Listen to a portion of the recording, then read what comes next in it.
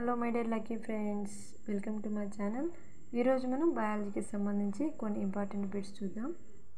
మూత్రం లేత పసుపు రంగులో ఉండటానికి ఏ పదార్థం కారణం? యూరోక్రోమ్. పేశిగ్రంథి స్రవించే హార్మోన్స్ ఏవి? Somatotropin hormone, adrenocorticotropic hormone. అనుచిక ఫలాలు ఏర్పడడానికి అవసరమైన హార్మోన్ ఏది? జిబ్బెరెలిన్. హిమోగ్లోబిన్లో ఐరన్ ఉంటే పత్రహరితంలో ఉండే మూలకం ఏది? మెగ్నీషియం. కిరణజన్య సమయక్రియలో వెలువడే వాయువు ఏది? ఆక్సిజన్.